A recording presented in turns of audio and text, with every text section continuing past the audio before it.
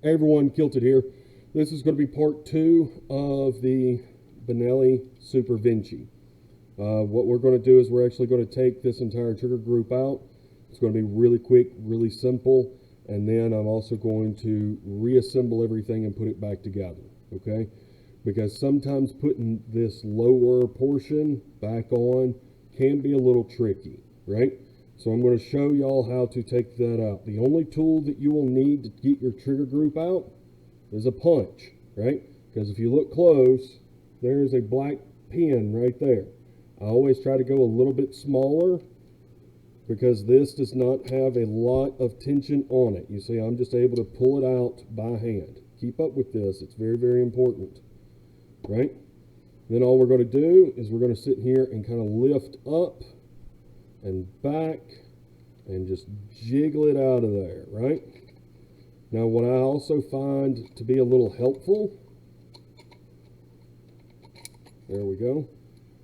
What I sometimes find to be a little bit helpful is to actually push the button that's on the side and you see what it's moving in there, right?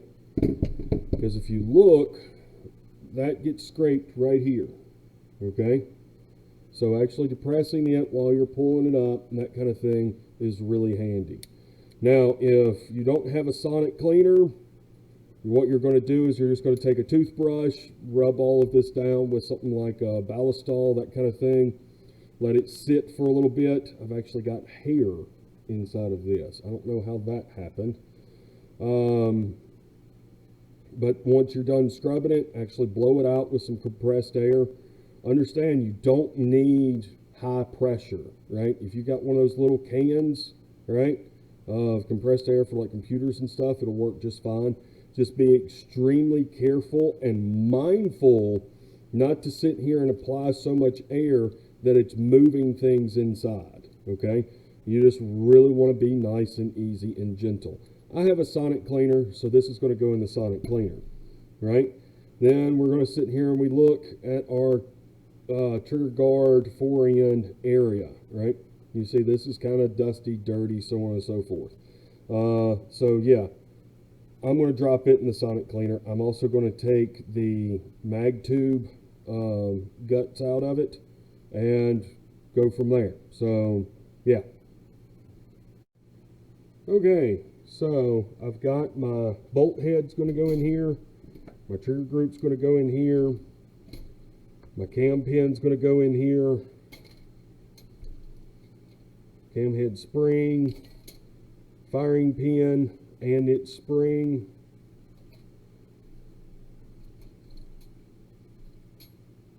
The fire pin retention pin is a little small. It will actually fall through my gate, or my grate, so I'm not putting that in there. This is your mag tube spring that goes in there. The bolt, this is about as far down as I want to take it, right? If I needed to replace this rear buffer, I would tear it down more, but there's no real need. I've got enough room here for sonic cleaning. It should be fine.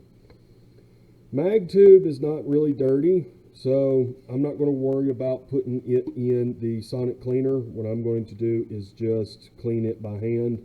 It's not going to take me just a few minutes. And I'm going to go ahead and put the charging handle in as well. Whoop! That wanted to come back out.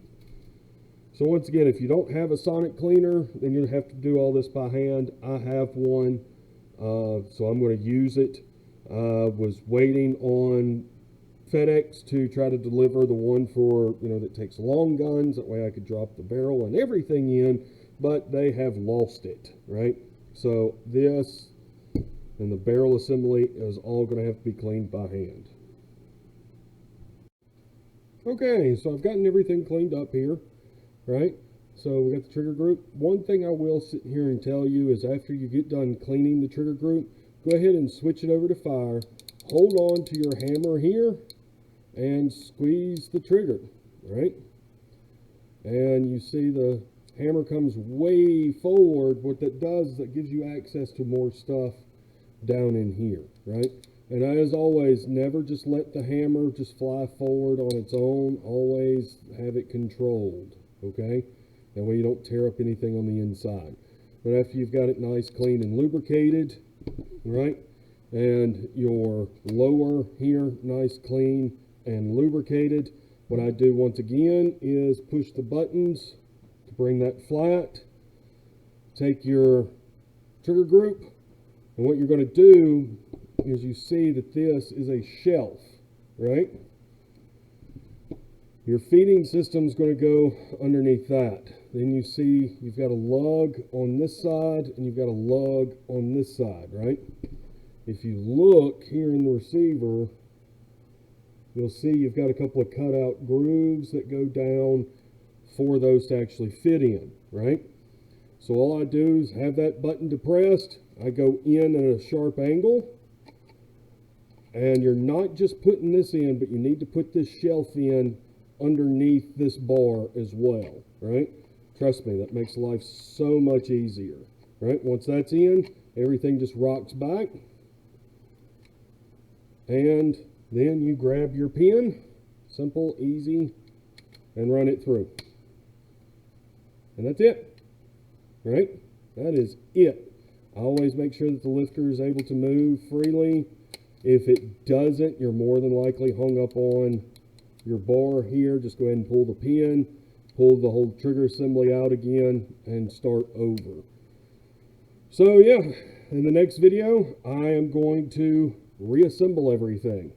So hope y'all have enjoyed, and see you here in a minute.